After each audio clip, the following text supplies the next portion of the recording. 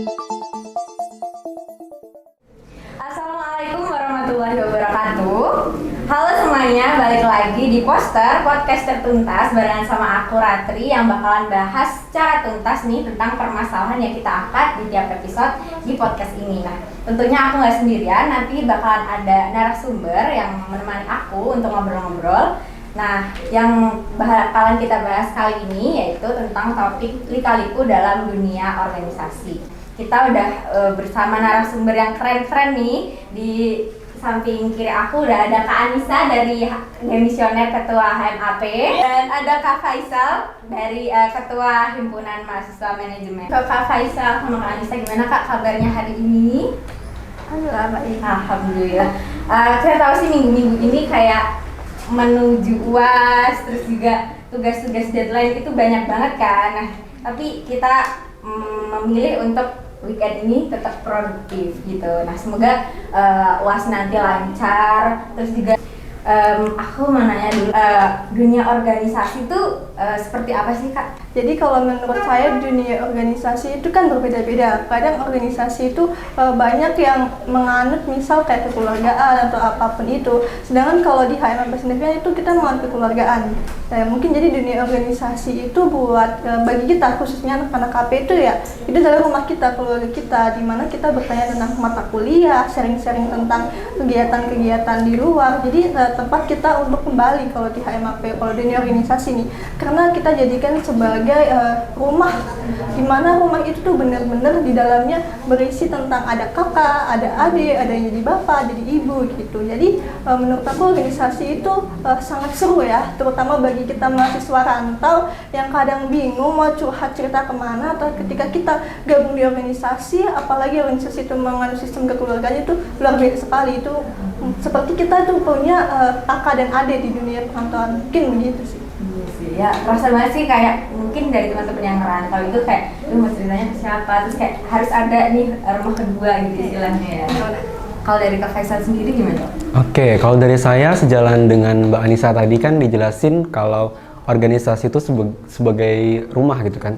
Di HMJM juga kita sama menjadikan organisasi itu seperti rumah yang mana bagaimana kita membuat rumah itu nyaman untuk ditempati gitu. Jadinya harus kita bersihkan, kita harus menyusun sesuai dengan tempatnya gitu kan, agar orang-orang yang ada di dalam rumah tersebut bisa nyaman, bisa bisa tenang gitu di rumah gitu. Nah, di organisasi juga menjadi sebuah tantangan gitu, karena kan kita berasal dari latar belakang yang berbeda-beda, kita punya pemikiran yang berbeda-beda. Nah, bagaimana dari latar belakang yang berbeda itu bisa mencapai tujuan yang sama sesuai visi misi yang sudah ditentukan. Mungkin itu. Keren banget sih, jawabannya tuh kayak sebenarnya simpel, cuman ya itu emang poinnya di situ gitu. Kayak aku juga merasakan kayak di HMAPSI jadi punya rumah kedua juga, karena ada teman-teman yang ternyata juga butuh teman bercerita nih gitu. Nah, kalau untuk alasan Kak Faisal sendiri gabung di dunia organisasi itu, himpunan khususnya, itu kenapa? Oke, alasan saya bergabung ke himpunan yang pertama karena saya ingin melatih skill kepemimpinan saya gitu. Karena setelah kuliah itu kan pasti kita akan kerja gitu kan. Bagaimana kita memimpin diri kita sendirilah. Minimal kita bisa memimpin diri kita sendiri, baru bisa memimpin orang lain gitu. Dan alasan selanjutnya adalah karena ya kita nggak cuma belajar di kelas doang gitu. Kalau saya sendiri karena suka bersosialisasi, jadi saya ingin menyalurkan hobi saya itu ke organisasi gitu, agar saya bisa mendapatkan relasi dari angkatan di atas saya ataupun angkatan di bawah saya. Dan juga alasan saya ikut organisasi karena saya kan suka ikut lomba gitu.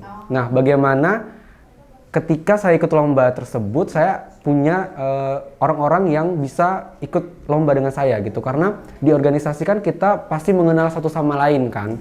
Jadi di semester awal itu gabung dulu di organisasi, nanti kan di semester 3 atau 4 kita kan pasti ada lomba-lomba tuh. Nah, lomba-lomba itu kan butuh tim. Nah, saat ada lomba yang ada butuh tim itu kan, nah kita kan udah punya relasi nih dari organisasi tadi, jadi itu bisa membantu banget untuk kita ikut lomba gitu sih. Jadi alasannya karena itu tadi. Kalau Kak Anda sendiri alasan gabung ke himpunan apa? Kalau alasan sebenarnya nggak ada, karena kan sesuatu yang mempunyai alasan, ketika alasan itu tidak ada, berarti kita udah malas dan ngerjain gitu kan. Sebenarnya lebih ke produktif, karena kan dan mencari experience. Sebenarnya kalau kita hanya kuliah di mata kuliah, kita nggak ada dapat experience apa-apa loh. Cuman kita paling kuliah ya, cuman duduk di ruangan. Ketika ada kuliah keluar ya udah keluar, itu nggak ada experience yang membuat kita feel nih kita anak kuliahan banget nih gitu, itu kan nggak ada. Tapi di organisasi kita itu dapat experience baru, dan khususnya itu adalah teman baru. Benar yang dikatain Mas Fina adalah relasi. Mungkin relasi untuk organisasi sekarang belum terlalu terpakai karena kita semua masih mahasiswa. Tapi nanti ketika kita keluar dari kampus ini, aku akan yakin adalah orang-orang yang akan kita cari adalah orang-orang yang ada di dalam organisasi itu. Yaitu relasi yang benar-benar kita butuhin buat nanti kedepannya. Gitu. Bener-bener banget sih, karena teman-teman di organisasi tuh mungkin ngaruhnya nanti bakal kayak misalnya kita udah mau kayak nyari kerja gitu, terus tiba-tiba ada relasinya, aku ada info nih kayak gini, jadi manfaatnya emang kayak kerasanya pas di akhir nanti gitu kan. Nah, terus menurut Kak Anissa mungkin seberapa penting sih kita tuh sebagai mahasiswa tuh gabung ke himpunan gitu? Kalau dibilang penting itu pasti penting banget ya. Cuman kadang setiap orang punya pandangan masing-masing terkait organisasi gitu kan. Dan kadang ada orang yang lebih memilih ke eksternal daripada internal. Kalau himpunan sendiri itu kan internal kan. Jadi mungkin ada orang yang berpikir ya buat apa sih ikut himpunan di dalam internal kampus? Ini kita ikut yang di luar gitu kan. Justru kadang pandangan-pandangan seperti itu yang menjadi bumerang buat kita semua gitu kan. Memangnya ada apa gitu. Cuman kadang setiap orang kan punya standar prioritas sendiri-sendiri. Jadi mereka itu kayak punya keinginan dan pandangan yang berbeda. Mungkin mereka orang-orang yang lebih suka di luar itu mungkin tidak ada pandangan kepada organisasi yang di dalam. Cuman ketika mereka yang punya kayak saya ini contohnya, saya mungkin bisa aja saya mengikuti organisasi yang di luar. Cuman karena pandangan saya lebih suka di dalam kampus, jadi saya mau ikuti yang di kampus, mungkin gitu sih. Jadi menurut Kak Anissa ini penting ya ikut himpunan yang kampus gitu? Kalau di lingkungan kampus nih, kalau di lingkungan kampus itu penting, terutama bagi mahasiswa yang beasiswa, terusnya itu kan harus menjunjung nama baik kampus gitu kan. Bener yang dia harus aktif juga. Salah satunya kan ngikutin organisasi kan. Kalau dibilang penting itu ya penting banget. Cuman ya kadang orang punya standar prioritas masing-masing. Iya sih. Kalau Kak Faisal sendiri gimana? Seberapa penting sih kita ikut organisasi gitu? Menurut saya penting ya, karena setelah kita lulus kan kita butuh pengalaman gitu, dan biasanya tuh kan rekruter itu kan butuh orang-orang yang punya case langsung di lapangan gitu kan. Kamu selama di organisasi tuh ngapain aja sih katanya. Dan di organisasi kan setelah kita selesai organisasi kita bisa dapat sertifikat. Nah, sertifikatnya itu kan bisa dipakai untuk berbagai hal. Misal kita apply beasiswa, kita daftar magang, itu penting banget sih karena organisasi itu bukan hanya tempat untuk bersosialisasi aja, tapi bagaimana kita menyelesaikan masalah gitu. Karena kan di dunia kerja nanti kan akan lebih kompleks lagi gitu, lebih susah lagi gitu. Jadi di organisasi kita punya udah punya bayangan gitu. Oh, di organisasi seperti ini, nanti di dunia kerja kita nggak kaget lagi gitu sih. Kayak udah dapet kayak spill-spillan dikit lah ya. Betul. Di dunia organisasi itu kayak apa gitu. Betul. Nah, pastinya sebagai mahasiswa kita punya tugas yang banyak, dimana kita ada tugas dari dosen, deadline yang banyak banget, terus juga ada tugas di luar itu, tugas pribadi gitu. Nah, dari Kak Faisal sendiri kayak bagi waktunya gimana? Oke, kalau bagi waktu yang pertama saya buat dulu to-do list gitu. Karena yang paling penting kan kita kuliah, belajar gitu. Nah, jadi yang ditaruh di atas itu kan tugas-tugas kuliah selesaikan dulu. Setelah tugas selesai baru kita organisasi gitu. Nah, setelah tugas selesai, kuliah organisasi selesai, baru kita ikut kegiatan lain, mungkin misal ikut lomba dan sebagainya gitu. Jadi bagi waktunya itu harus dibuat list-list dulu gitu, biar semuanya itu tidak ada yang dirugikan gitu. Walaupun sebenarnya pasti ada yang misal kita nggak maksimal banget gitu, karena pasti kan ada yang harus dikorbanin. Misal tugas yang deadline-nya besok, ternyata hari ini kita ada organisasi, misal ada rapat, ada pelantikan dan sebagainya. Artinya waktu yang kita gunakan untuk membuat tugas tadi kan akhirnya terpakai gitu kan. Jadi bagaimana kita memanfaatkan waktu semaksimal mungkin sih kalau dari saya gitu. Kalau dari saya sih sama seperti Mas Faisal, kadang kalau saya bagi waktunya adalah kalau kuliah itu udah nggak saya masukin jadwal ya, karena itu kan istilahnya kalau kuliah kita pribadi pasti di dalam luar kepala udah tahu lah kita hari ini kuliah jam berapa. Cuman kadang ketika contoh kayak kemarin dapat undangan untuk ngisi podcast ini, saya sudah masukin ke kalender. Kalender itu bahwasanya tanggal ini jam sekian harus ada misal kayak kegiatan ini, kita ada kegiatan basket ini, itu kan pasti setiap malam jam 1 itu muncul tuh di kalender. Kadang kalau saya membagi tugasnya seperti itu sih, kadang kalau misalnya ada mau kemana, harus lihat dulu nih di kalender ini ada kegiatan-kegiatan apa. Terus kembali lagi yang saya katakan ini adalah standar prioritas. Nah kadang kan ada nih yang tabrakan, nah kadang saya bukan melihat siapa yang duluan, tapi lebih penting yang mana gitu. Jadi kadang contoh kalau misalkan di podcast ini tabrakan sama kegiatan HM saya, saya otomatis saya lebih milih HM saya.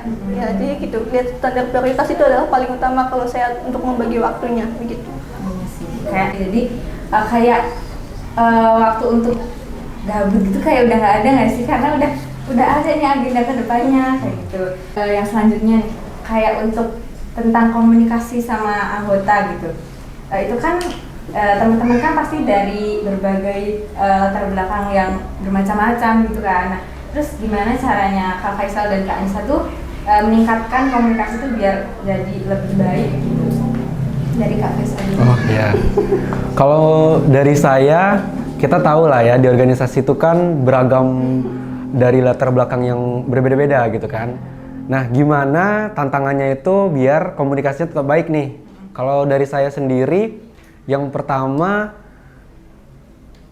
harus menjadwalkan untuk rapat antar divisi gitu.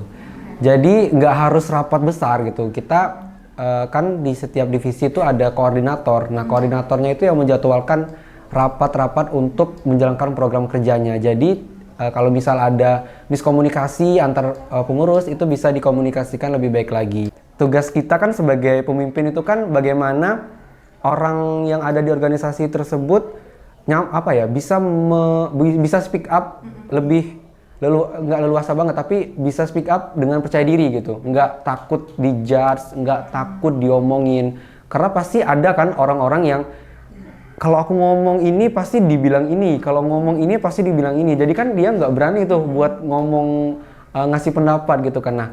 Nah gimana caranya biar orang-orang tersebut bisa berani, yaitu dengan cara ya kita harus melakukan pendekatan internal dulu secara personal gitu. Jadi kita nasihati, kita nggak apa-apa kok, nggak harus perfect banget kalau ngasih pendapat gitu. Yang penting bisa membangun organisasi gitu loh. Selama pendapat tersebut tidak keluar dari bahasan gitu kalau menurut saya. Kalau dari Anissa gimana? Kalau dari saya terkait komunikasi kepada anggota itu, yang paling utama kita kan ada program kerja kan ya. Jadi kadang-kadang lebih mengutamakan itu kita dengan program kerja terlebih dahulu. Yang pertama ada family catering, human relation, dan ada upgrading internal juga gitu kan, dan lain sebagainya gitu kan. Mungkin dari mulai kegiatan dari proker tersebut kita bisa mengetahui sifat orang. Jadi masing-masing mulai dari situ. Yang namanya ketua kan di atas nih. Jadi yang namanya ketua di atas pasti bisa melihat nih yang di bawah-bawahnya.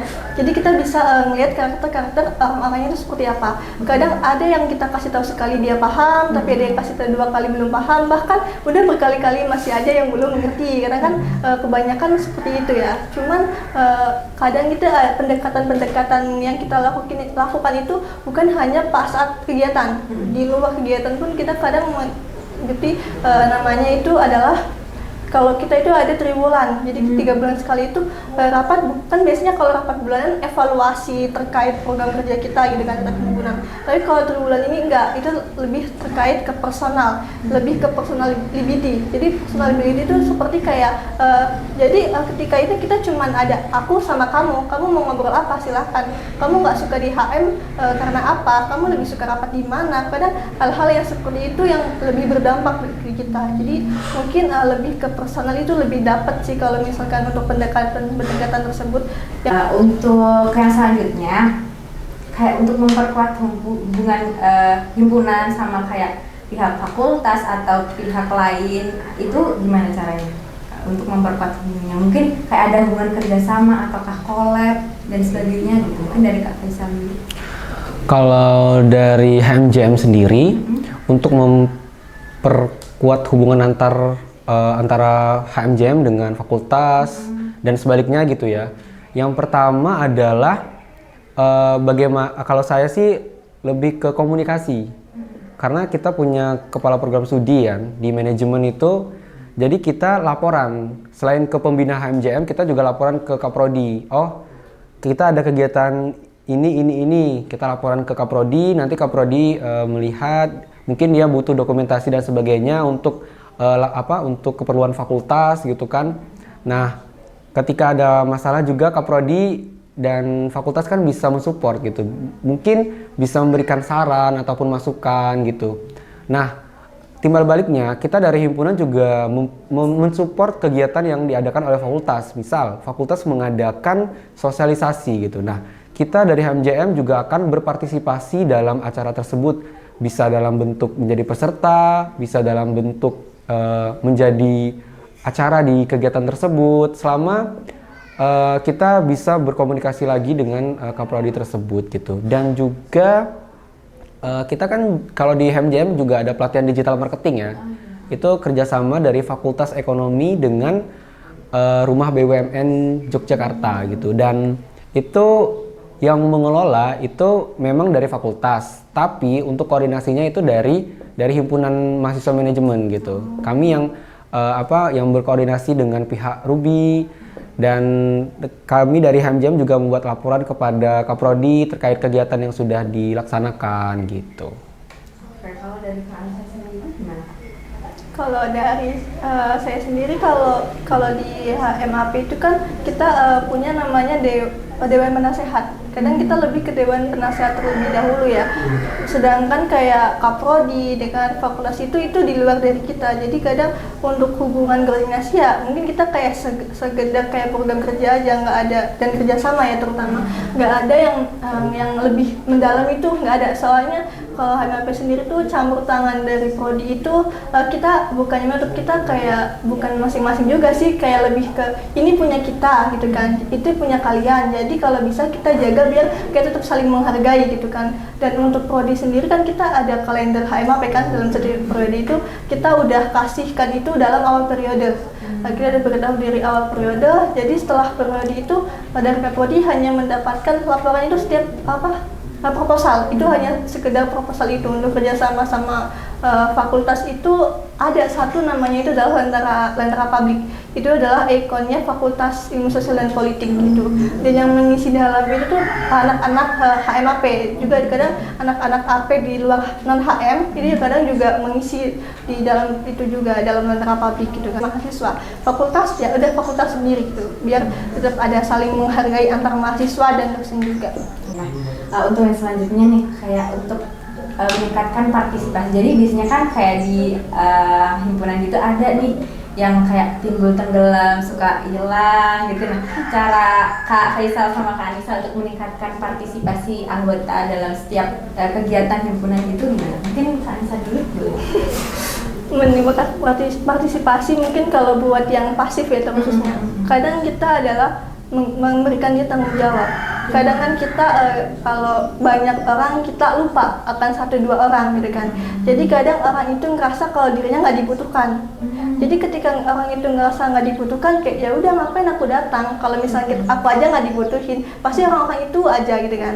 Nah makanya kalau dari kita itu biasanya lebih kayak contoh kayak rapat bulan itu nggak dipimpin cuma dari ketuanya, tapi kita muter dari semua koordinator itu menjadi pemimpin rapatnya gitu kan. Dan untuk yang lain-lainnya, contoh kayak secara kecil aja lah delegasi itu enggak harus aku yang datang, tapi aku selalu bagi. departemen ini udah belum, ini udah belum gitu. Jadi kita ngambil anak-anak yang sekiranya adalah orang yang memang mau pasif nih, udah mau tenggelam nih. Tapi ketika kita kasih kepercayaan, kita kasih tanggung jawab, mereka tanpa sadar mereka udah kayak udah datang gitu kan. Nah itu udah terjadi, itu udah beberapa kali. Contohnya di kegiatan psikologi. Kalau nggak salah aku kirimkan 2 orang, itu adalah orang yang pasif semuanya. Tapi alhamdulillahnya dia datang, ya kan. Nah ya, itu adalah contoh kecilnya gitu. Pas kalau nggak salah di Natalis Simaps itu kan itu yang datang, aku kirim delegasi kan itu 2 orang. Nah itu adalah orang yang mau pasif. Tapi alhamdulillahnya mereka bertanggung jawab dan datang untuk undangan tersebut gitu. Jadi mungkin kita kasih kepercayaan aja. Kadang orang-orang yang kayak gitu kan kita melupakan gitu kan, bukannya melupakan, kita orang banyak kita nggak tahu nih siapa yang udah, siapa yang belum. Tapi dengan cara kita list siapa yang udah, siapa yang belum, jadi semuanya kedapatan. Alhamdulillah ya aktif, dan kalau memang udah nggak mau nih, kita langsung turunkan. Setelah itu kita langsung open recruitment buat pengurus kepada anggota gitu. Jadi kalau misalkan dia nggak datang 3 kali rapat, kita langsung turunkan gitu. Jadi kalau bisa partisipasi, alhamdulillah kita insya Allah aktif semua. Kalau dari Kak Faisal sendiri? Oke, mungkin sebenarnya saya mau ngucapin terima kasih sih sama Mbak Anissa, karena ilmunya kan saya terapin tuh di organisasi saya gitu kan, di HMJM gitu. Gimana caranya meningkatkan partisipasi untuk yang pasif gitu kan. Dulu saya pernah berbincang sama Mbak Anissa tuh kan, juga sarannya juga saya pakai. Jadi gimana caranya orang-orang yang pasif itu tuh juga terlibat gitu dalam organisasi. Jadi mereka nggak merasa nggak dipakai atau nggak digunain gitu kan. Nah, jadinya saya juga sama. Jadi saya kirim, misal ada pertemuan himpunan ataupun ada undangan dari HM dan UKM gitu. Saya coba kirim orang-orang yang kurang aktif gitu di himpunan gitu kan. Dan setelah saya coba, memang ada yang ternyata walaupun sudah saya kasih tugas ataupun sudah dikasih tanggung jawab, ternyata melalaikan tugasnya gitu kan. Dan itu menurut saya menjadi bahan penilaian juga buat saya sebagai ketua himpunan gitu kan, bagaimana caranya memilih orang yang tepat gitu. Walaupun saya tahu dia orangnya pasif, tapi kan bagaimana caranya kita memilih orang-orang yang pasif tapi tahu tempat gitu, tahu kepentingan dari acara tersebut. Misal acara tersebut sangat penting dan butuh partisipasi dari himpunan, kita pilih nih orang-orang yang bisa ikut gitu. Jangan yang belum pasti gitu kan, bimbang ikut atau enggak gitu. Ya sih, soalnya ada sebagian orang yang kayak aku kayaknya nggak dianggap gitu, kayaknya aku nggak di sini juga nggak ngaruh juga. Kadang suka ada yang mikir kayak gitu. Pas itu pernah juga kayak aku bilang nih kayak sama teman-teman gitu, kalian jangan ngerasa kalian nggak dibutuhin, kalian semua di sini penting gitu. Nah terus setelah itu kayak mulailah untuk kayak percaya diri lagi, terus ya udahlah mulai untuk harus aktif lagi nih kayak gitu.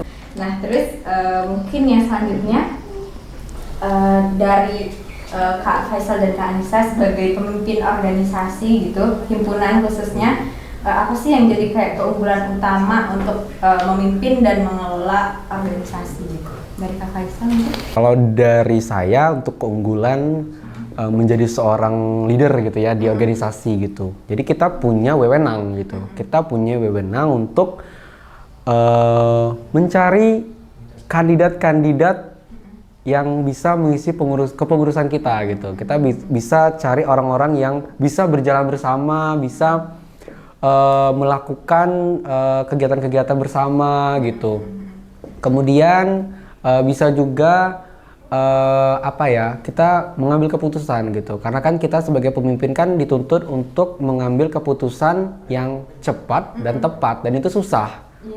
Kalau ngomongnya mudah, cepat dan tepat, tapi ketika dieksekusi ternyata sulitnya luar biasa gitu. Karena yang kita anggap benar belum tentu baik gitu loh. Yang kita anggap baik belum tentu benar gitu loh. Karena di setiap pengurus itu kan, setiap kepala kan pasti punya pemikiran yang berbeda-beda gitu kan. Karena cara kita ngambil keputusan yang tidak banyak merugikan gitu loh, yang lebih banyak berdampak gitu, yang positif gitu loh daripada dirugikan gitu sih.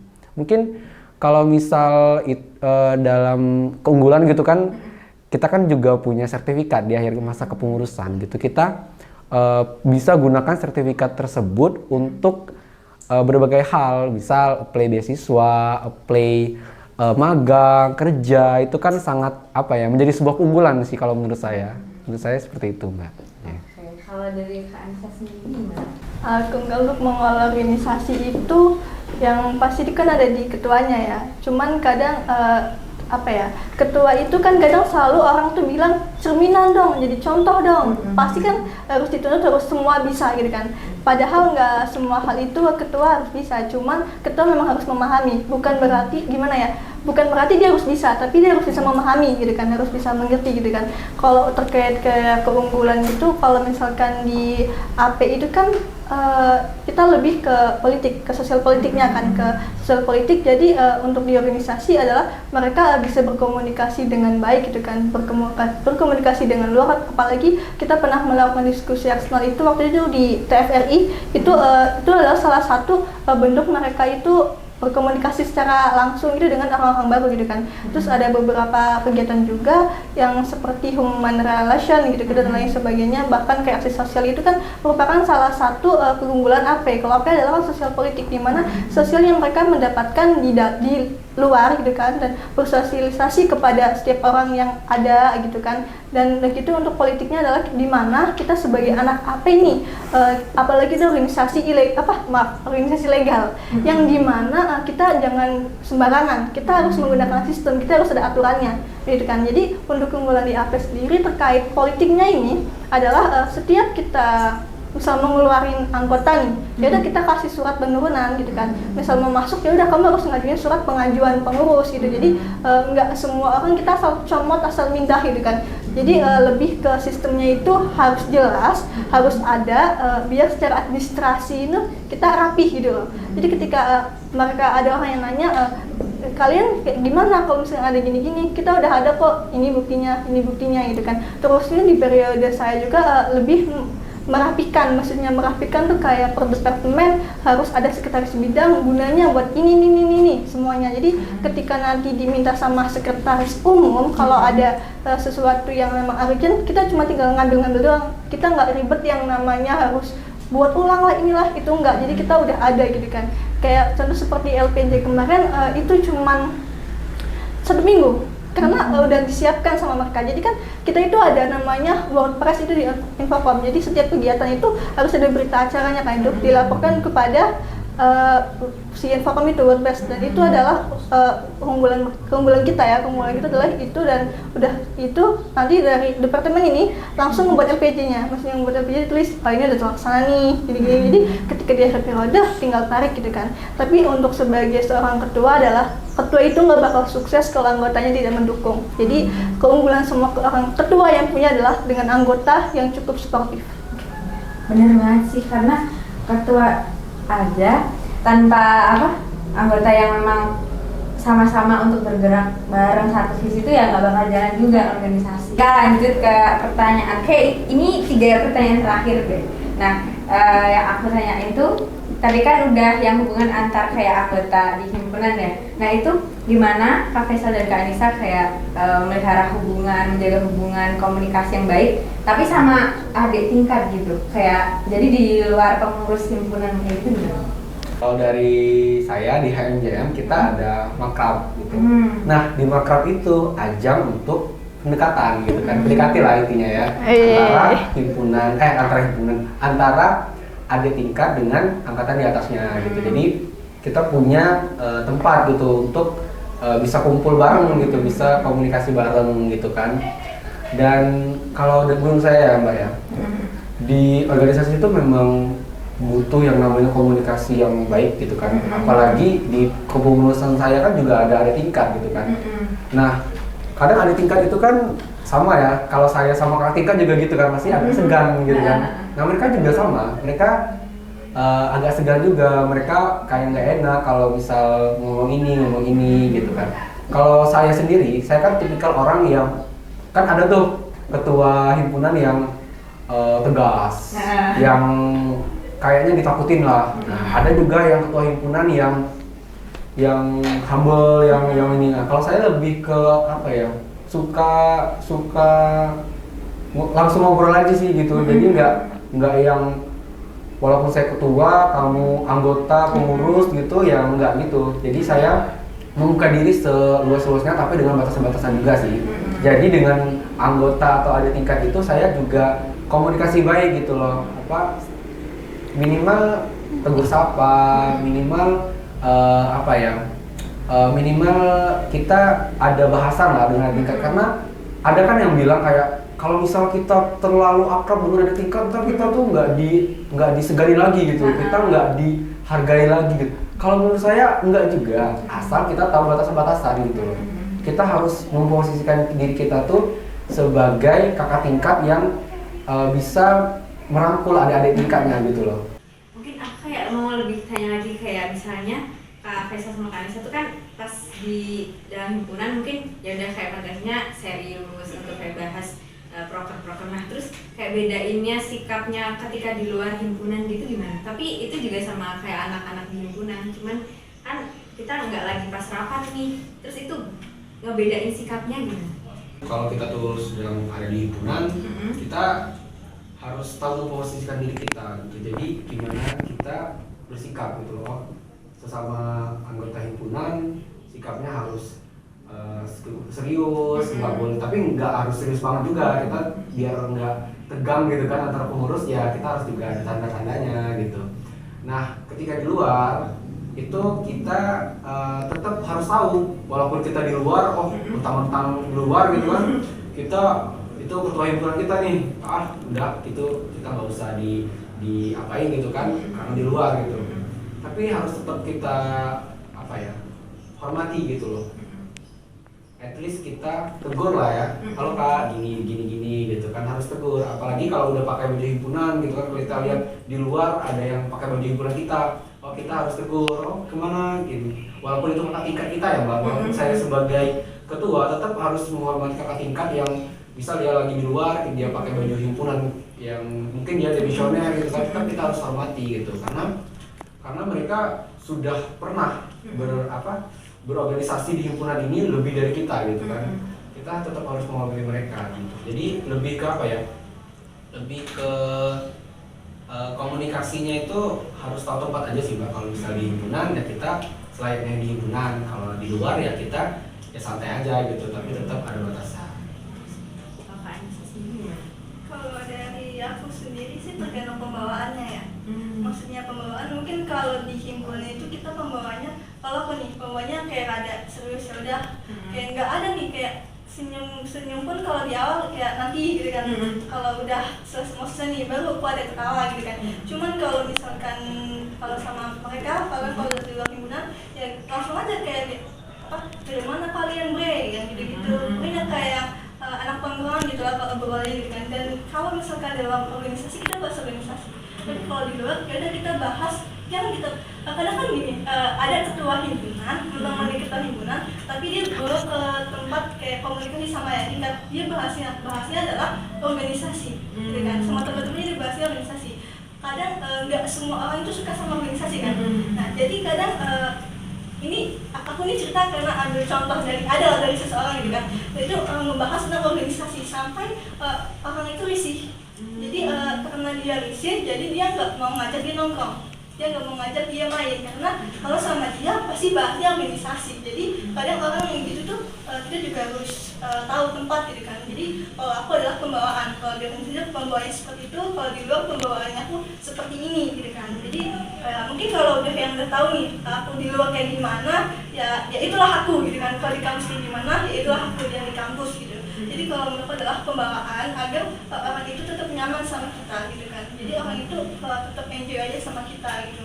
Karena apa ya, kadang itu ketua himpunan tuh kadang ada yang suka dan ada yang nggak suka gitu kan. Kadang pasti mentang-mentang ketua himpunan ngomongnya himpunan mulu gitu. Kadang hal-hal yang seperti itu yang paling aku hindari sih. Jadi pasti ada dibedakan lah ya pas di himpunan sama di luar. Nah yang selanjutnya nih sebagai pemimpin organisasi gitu ya. Gimana cara Kak Anissa, Kak Faisal itu kayak membagi adil pemberian tugas, tanggung jawab ke anggotanya? Mungkin Kak Anissa dulu. Adil atau enggaknya kan kita pasti tahu job desk-nya masing-masing kan. Kita kan juga pas awal ini kan kita ada namanya kan itu pembagian tugas kayak job description-nya kamu tuh gini-gini gitu kan. Jadi dalam setengah periode kita ada upgrade internal job description-nya kayak itu ini gitu. Jadi kita kayak mengingatkan kembali gitu kan. Bagi anak-anak yang tidak melaksanakan job description ya itu kita langsung turunkan. Turunkan tanpa hormat, maksudnya kayak ya udah kamu nggak menjalanin kok selama setengah periode ini, akhirnya ya udah kita turunin mereka tanpa hormat gitu kan. Jadi terserah mereka mau suka atau nggak suka, itu karena kamu nggak ada kontribusinya gitu kan. Jadi kalau mau dibilang adil itu adalah salah satu cara yang adil. Tapi kalau orang itu kan kasihan juga kan yang semua udah aktif nih, cuma karena satu orang pasif, yang lain pada daripada orang satu yang jadi pemberap, itu kita keluarkan dia tanpa hormat. Jadi biar mereka tuh merasa diadili bahwasanya ini kalau kita nggak aktif nanti kita bakal diturunin, bakal dikeluarin. Padahal mereka adalah menginginkan benefit dari himpunan ya, meskipun selalu bilang himpunan itu nggak ada benefitnya kan kadang gitu. Cuman secara tidak langsung himpunan itu ada benefitnya loh. Contoh yang biasanya kita beli makan, kalau kita nggak beli makan, itu salah satu benefit pertama. Terus benefit kedua adalah dalam kalau di akar khususnya itu kita ada namanya kayak pengurus terbaik, pengurus kayak departemen terbaik ataupun itu mereka bekerja keras berlomba-lomba untuk mendapatkan itu, apalagi ada ibaratnya kayak secara fisik ada sertifikat kan, itu dia yang cari kan, mereka yang cari adalah seperti itu. Jadi untuk secara adil pembagian tugas kita melakukan sistem itu sih, kalau misalnya dia nggak terkontribusi ada keluarkan aja biar merasa adil buat semuanya. Kalau dari Kak Faisal sendiri gimana? Bismillahirrahmanirrahim. Yang sangat kompleks. Bagaimana agar adil gitu ya? Adil itu kan bukan berarti 50-50 ya, tapi sesuai dengan kapasitasnya gitu kan. Kalau menurut saya ini di HMJM kita ada sertifikat, tapi kita nilai, jadi nggak sama semua sertifikatnya. Jadi ada yang nilainya mungkin baik, yang cukup baik, ada yang cukup, ada yang kurang, dan ada yang sangat baik gitu kan. Jadi biar orang-orang kata Mbak Anissa tadi kan biar biar semuanya bisa adil, itu kan kalau Mbak Anissa kan nanti diturunkan gitu kan. Kalau kami memang kami juga diturunkan, tapi kita ada proses-prosesnya gitu. Pertama kita personal dulu, kita tanyain gitu, kamu kenapa nggak aktif, kamu kenapa nggak bisa menyelesaikan tugasmu gitu kan. Kalau misal alasannya itu masuk akal, oke, kita toleransi lah ya, maksudnya kita pasti punya alasan gitu kan untuk nggak ikut gitu. Nah tapi kalau alasannya tuh nggak masuk akal, misal kayak, oh sorry kak, saya sibuk nih, saya nggak bisa ikut acara gara-gara mau nemenin pacar gitu kan, mau mau ke mall, dan alasan-alasan yang sebenarnya itu semua orang ya pasti punya kesibukan, pasti pengen juga ke mall, pasti pengen malam mingguan dengan pacar gitu kan. Nah kalau alasan-alasannya yang nggak masuk akal, nah nanti masuk ke tahap selanjutnya, kita laporkan ke pembina. Dari pembina nanti akan menghubungi si orang tersebut gitu. Kalau misal orang tersebut sudah tidak mempan dengan pembina, baik kita kasih surat peringatan gitu. Kita surat peringatan kalau misal dalam waktu dekat tidak berpartisipasi aktif lagi, maka akan diganti dan itu akan diumumkan di IG HMJM gitu kan, dan akan kita restrukturisasi lagi, ulang lagi gitu, kita open recruitment lagi gitu. Pasti ada juga sih Mbak, walaupun kita udah berusaha adil, kita udah kalau misal semuanya kita bagi nih sesuai porsinya, misal ada acara kita bagi si A di sini ini, tapi ternyata tetap ada aja orang-orang yang nggak bisa dihubungi lah, yang hilang entah kemana, itu ada gitu loh. Dan itu saya juga masih masih kadang ya gimana gitu kan, kayak udah disusun, udah ini, tapi tetap nggak bisa berkontribusi gitu loh. Jadinya kalau saya lebih fokus pada orang-orang yang mau jalan sama saya gitu.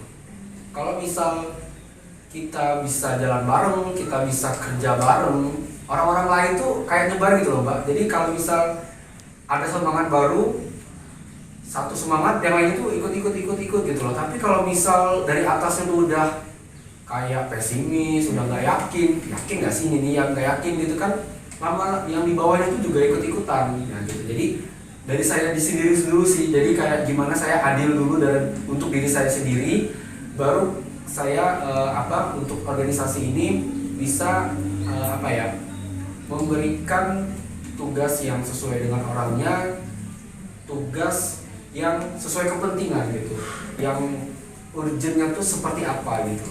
Kalau menurut saya sih gitu sih. Karena ya benar yang dibilang sama Faisal tadi tentang adil itu nggak harus 50-50 sesuai dengan kapasitas yang dimiliki sama kelompok.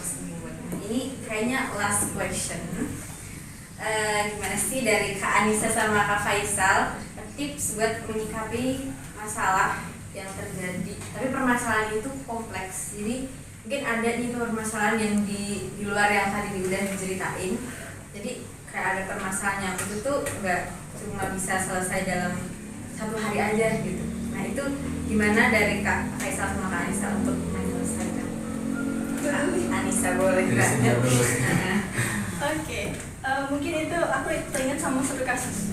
Jadi ada anggota ada pengurus pokoknya pengurus aja, ada 3 anak. Sebenarnya 3 anak itu ada satu pos. Dia punya masalah di satu pos itu, jadi mereka udah berantem istilahnya, mereka ada problem gitu kan. Tapi mereka dibawa ke dalam himpunan gitu kan. Itu kita selesai sampai 3 bulan kalau nggak salah.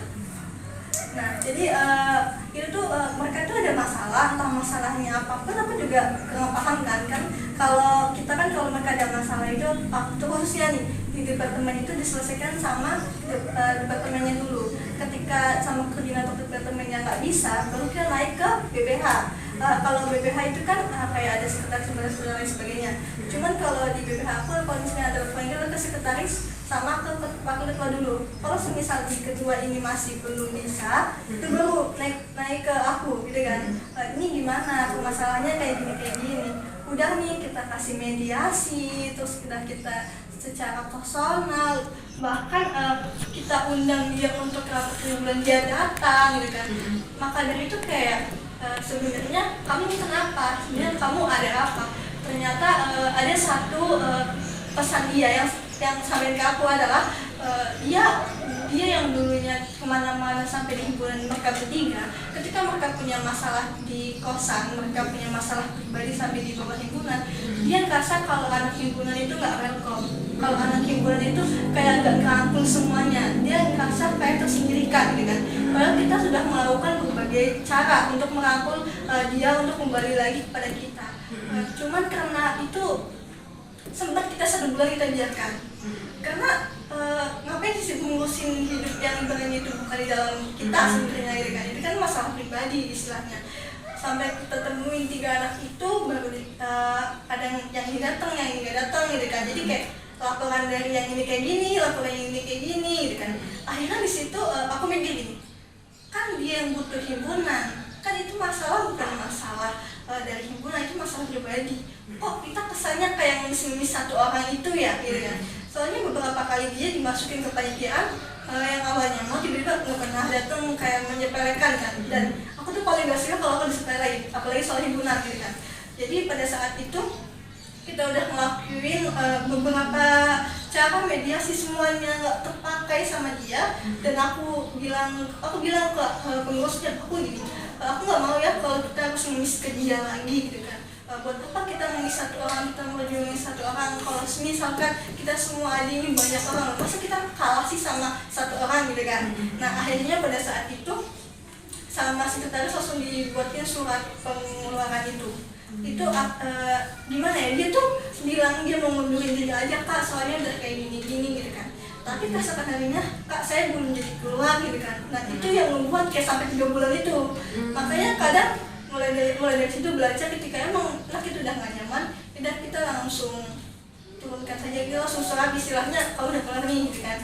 Juga ada kasusnya juga di departemen Infocom itu ada salah satu anak itu anak 20 di sekolah 20 dia kalau misalkan kegiatan dia ada, tapi ada rapat dia nggak pernah datang nih, kita bingung dong, dia berkontribusi tapi ketika kita berbulan dia nggak ada.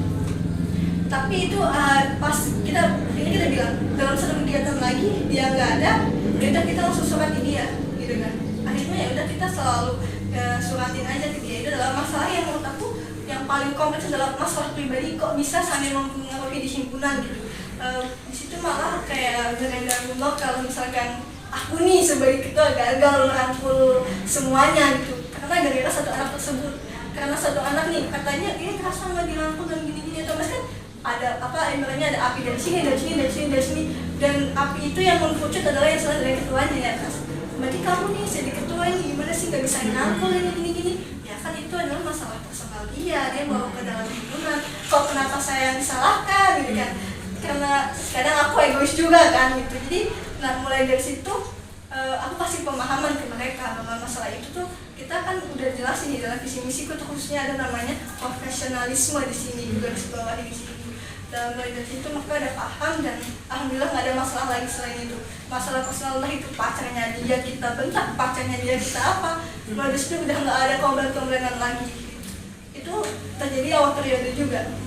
Emang berat itu sih kayak sampai 3 bulan itu lumayan kompleks banget berarti masalahnya. Nah tuh kakak saya sendiri ada nggak kayak yang wow banget nih gitu masalahnya? Kalau dibilang wow juga sebenarnya, tapi sama mirip-mirip kayaknya kasusnya sama Mbak Anissa tadi tuh. Jadi dulu ada salah satu pengurus, ada tingkat ya, ada tingkat. Tahu sendiri kan, dia di himpunan itu tuh baru, himpunan dia itu baru gitu. Dan dia merasa kakak tingkatnya itu kayak nggak suka sama dia, terus dia ngadulah ke saya kan, terus saya kasih saran dulu, saya kasih personal dulu, dan dia mau keluar katanya waktu itu kan, wah gimana nih gitu. Sudah dilaporkan ke pembina juga di follow up dulu katanya, dicoba dulu dikomunikasikan gitu kan. Nah setelah itu nggak langsung ujuk-ujuk kita keluarin gitu kan, kita kasih dulu waktu deh, mungkin dia punya masalah gitu yang mungkin berat banget gitu kan, dan kita juga nggak bisa kasih solusi ya, kita gimana caranya kita kasih dia waktu untuk menyelesaikan masalahnya dulu gitu loh Mbak. Karena dan bener aja setelah kita kasih waktu berapa bulan atau berapa minggu ya, kurang lebih segitu lah ya, dia aktif lagi gitu. Ketika rapat hadir, ketika ini dia juga bisa kontribusi gitu loh. Jadi sebenarnya nggak harus kita selesai masalah dia, tapi sebenarnya dia yang harus menyelesaikan masalahnya sendiri. Gitu. Iya. Kalau sudah dia selesaikan masalah dia, nanti kan dia kalau di himpunan tuh udah bisa enjoy gitu, udah bisa ikut partisipasi. Tapi kalau masalah pribadinya aja udah kayak menumpuk banget mungkin ya, udah nggak kuat lagi dan dibawa ke himpunan, kata Mbak Anissa tadi kan itu kayak bumerang sih bagi dia sendiri dan ke himpunan kita juga gitu kan. Jadi kita kasih waktu dan syukurnya dia udah bisa aktif lagi gitu. Dan menjadi pemimpin di himpunan itu kan pasti kita nggak bisa menyenangkan semua orang gitu kan. Karena walaupun kita seperfect apapun tetap ada yang nggak suka gitu loh. Karena yang namanya pemimpin itu kan kita harus fokus, kita nggak cuma fokus kepada orang yang suka sama kita, tapi orang yang nggak suka ini gimana caranya, walaupun kita nggak bisa buat dia kita suka sama dia, gimana caranya kita itu tetap bisa bermanfaat gitu loh. Walaupun kita dikatain ini, memang harus sabar banget ya, harus sabar sulas samudra kayaknya.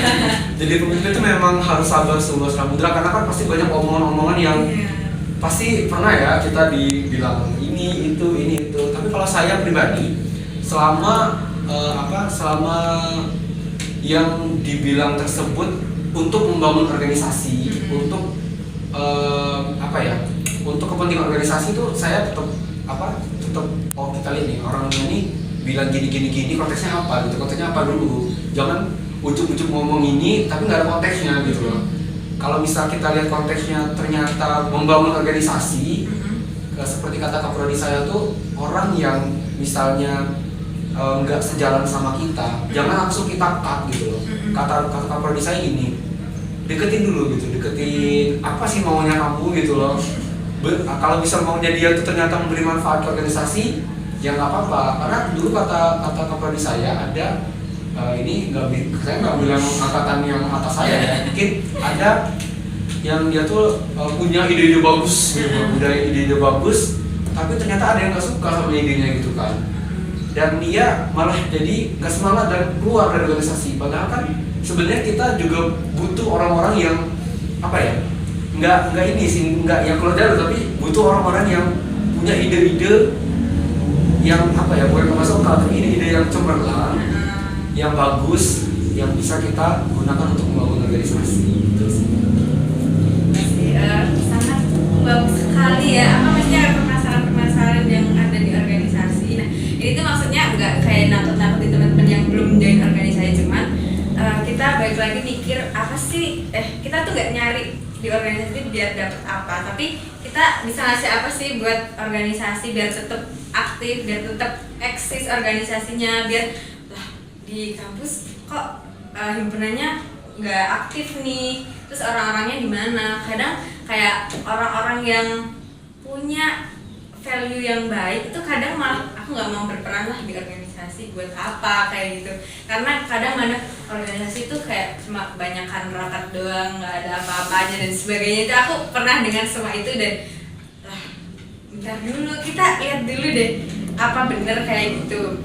Coba deh orang-orang yang memang punya pemikiran yang baik, punya ide-ide yang baik tuh coba buat ikut berperan, jangan cuma diem aja, jangan cuma kamu punya keunggulan tapi nggak digunain. Itu kayak sayang banget gak sih? Dan kamu membiarkan orang-orang yang kurang berkompeten itu malah masuk di organisasi, yang ngebuat organisasi itu citranya jadi kurang baik. Jadi mulai sekarang kayaknya teman-teman yang punya potensi, punya kemauan untuk gabung di organisasi itu udah langsung gabung aja, coba deh. Siapa tahu teman-teman itu punya peran yang aktif, punya peran yang bisa menggerakkan organisasi itu lebih maju lagi. Itu sih yang penting buat kita. Dan terima kasih buat Kak Faisal dan Kak Anissa yang sudah membagikan pengalamannya, ilmunya. Aku banyak belajar juga dari teman-teman. Dan kalau boleh aku kasih kesimpulan dari apa yang udah kita bahas tadi, kayak jadiin organisasi itu sebagai rumah kedua gitu. Terus juga di organisasi skill kepemimpinan terus itu bakalan tumbuh ketika kita udah belajar nih buat mimpin diri kita sendiri, baru bisa kita memimpin orang lain. Nah terus tentang yang mengatur waktu gitu, dengan organisasi itu malah kamu nggak ada waktu lagi nih buat kayak nggak produktif karena udah teragenda gitu. Kayak setelah ini kita bakalan lanjut ke agenda ini nih. Jadi untuk tugas-tugas harusnya sih nggak keteteran ya, karena udah jelas kayak ini harus dikerjain duluan gitu. Terus juga tentang yang mengakrabkan anggota, terus juga ningkatin komunikasi tadi sama Kak Anissa dan Kak Faisal dibilang kalau adain family gathering, terus juga pendekatan personal, terus rapat rutin juga itu ngaruh banget. Terus setelah itu kayak misalnya ada anggota yang pasif, kita coba kasih dia tanggung jawab biar dia ngerasa buat dia tuh dianggap loh di organisasi ini gitu. Terus juga banyak banget sih ya insight-insightnya, cuman yang terakhir tadi dari Kak Anissa, sebisa mungkin teman-teman yang udah gabung di organisasi itu ketika ada permasalahan pribadi, sebisa mungkin janganlah dibawa ke organisasi karena itu ngaruh ya ternyata, terus kayak jadi nggak terlalu produktif juga gara-gara permasalahan di beberapa orang aja. Itu aja sih. Terima kasih Kak Anissa, Kak Faisal yang udah berkenan memenuhi undangan dari Himapsi untuk jadi narasumber.